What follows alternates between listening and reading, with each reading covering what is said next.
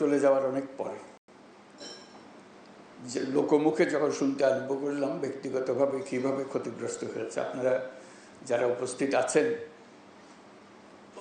পর্দার অন্যদিকে যাদেরকে আমরা দেখছি এখানে পড়াতে, তারা ভুক্তভোগী সবাই। অবস্থাপন্ন যারা এলাকায় ছিলেন তারাও ভুক্তভোগী, তাদেরও কোনো ছাড় দেয় নাই বন্যা। কিন্তু যারা বাড়িঘর হারিয়েছে তাদের কোনো জায়গা ছিল না কোথায় যায়। তো নানাভাবে প্রস্তাব আসছিল যে বাড়ির জন্য টাকা দিতে হবে। তো টাকা দেওয়ার ব্যাপারে আমি একটু শক্ত অবস্থান নিচ্ছিলাম। আমি বলি যে এটা টাকা দিতে গেলে এই টাকার ভাগ বাটোয়ারা অনেক রকম হয়ে যাবে, আসলে যাদের প্রাপ্য তাদের হাতে সেই টাকা পৌঁছবে কিনা। তখন একটা প্রস্তাব আসছিল যে আশ্রয়ণ প্রকল্পের মাধ্যমে করা। আশ্রয়ণ প্রকল্প সম্বন্ধে আমার পরিষ্কার ধারণা ছিল না, নামটা জানা ছিল। তো ভাবলাম যে দেখি এটা কি করা যায়। পরে জানলাম যে এটা সেনাবাহিনী করবে, তাহলে একটু স্বস্তি পেলাম যে না, এটা অন্তত টাকাটা সঠিকভাবে ব্যবহার হবে। আজকে এটার সমাপ্তি উপলক্ষে যে চাবি বিতরণ, আপনাদের হাতে চাবি তুলে দেওয়া,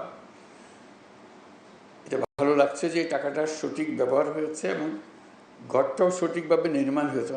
অনেকটা টাকা ব্যবহার হলেও গুণগত মান ঠিক হয় না।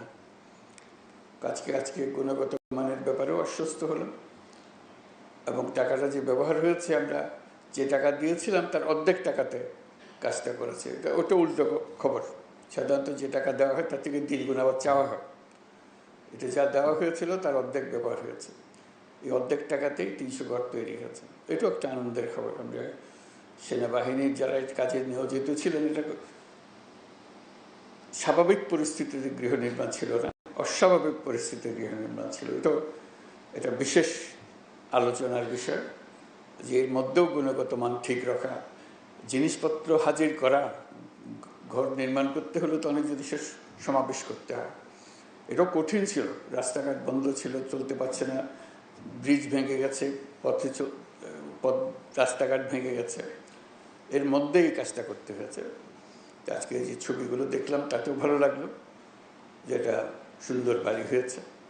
তা আমরা সবার পক্ষ থেকে সেনাবাহিনীকে অশেষ ধন্যবাদ জানাচ্ছি। এই বিপদের দিনে তারা আমাদেরকে আশ্বস্ত করতে পেরেছে এবং আজকে পেছনে ফিরে তাকানোর সময় আমরা বুঝতে পেরেছি যে এটা চমৎকার কাজ হয়েছে। ভবিষ্যতে এরকম দুর্যোগের সময় তাদেরকে আমরা কাছে পাবো, আমাদের ভরসার স্থল হবে, যে আমরা জানবো যে সেনাবাহিনী এই কঠিন কাজ, এই কঠিন পরিস্থিতিতে সঠিকভাবে আমাদেরকে করে দিতে পারবে। এবং যারা এই কাজে সরাসরিভাবে নিযুক্ত ছিলেন, স্থানে কাজ করেছেন, তারা হয়তো আজকে উপস্থিত নাই।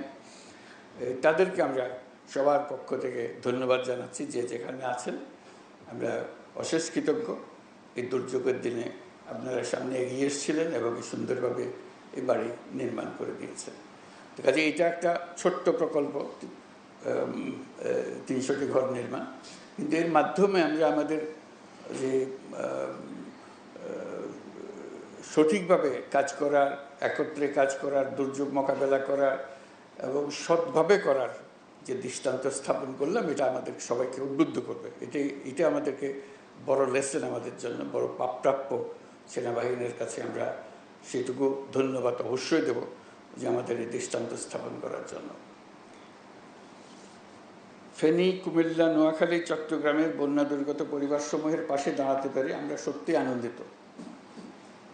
আমি জানি গত বন্যার পর থেকে আপনারা অবর্ণনীয় কষ্টে জীবনযাপন করেছেন। দেশের সরকার হিসেবে এই দুঃসময়ে আপনাদের পাশে থাকা আমাদের নৈতিক দায়িত্ব, মানবিক দায়িত্ব ছিল। সেজন্য গত বন্যার ভয়াবহ পরিস্থিতি সামলে ওঠার সাথে সাথেই সরকার আপনাদের জন্য বসতবাড়ি নির্মাণ করে দেওয়ার পরিকল্পনা গ্রহণ করে। এই পরিকল্পনা বাস্তবায়নের জন্য প্রধান উপদেষ্টার কার্যালয়, মুখ্য সচিব, বাংলাদেশ সেনাবাহিনী ও স্থানীয় প্রশাসন নিরলসভাবে পরিশ্রম করেছে। এই জন্য আমি তাদের সবাইকে আন্তরিক ধন্যবাদ জানাচ্ছি।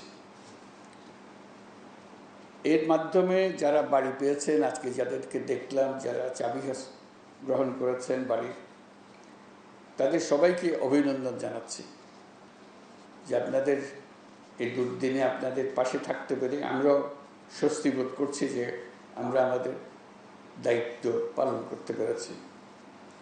এই বাড়িটি আপনার একটি অবলম্বন, মাথা গোঁজার একটা জায়গা।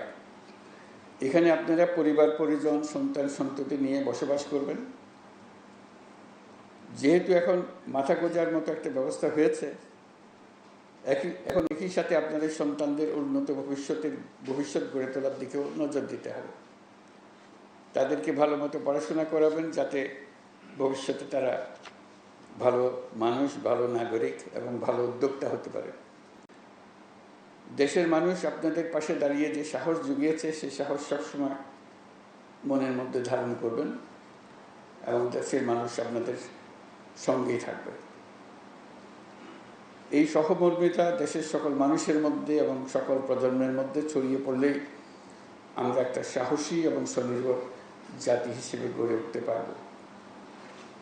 আপনাদের সকলের জন্য শুভেচ্ছা জানাচ্ছি এবং সেনাবাহিনীর সব কর্মীদের যারা এই কাজে যুক্ত ছিলেন তাদের কাছে বিশেষভাবে কৃতজ্ঞতা জানাচ্ছি। সেনাবাহিনীর যারা উচ্চ পদে আছেন তারা এটা দেখাশোনা করেছেন, সুন্দরভাবে জাতির সামনে একটা দৃষ্টান্ত স্থাপন করেছেন, সেজন্য তাদেরকে ধন্যবাদ ও অভিনন্দন জানাচ্ছি। এই প্রকল্প বাস্তবায়নের জন্য নিয়োজিত জেলা প্রশাসনকে, সেনাবাহিনীর 24 ও 33 পদাতিক ডিভিশনের সবাইকে আন্তরিক ধন্যবাদ জানাচ্ছি। সবাইকে ধন্যবাদ। আল্লাহ হাফিজ।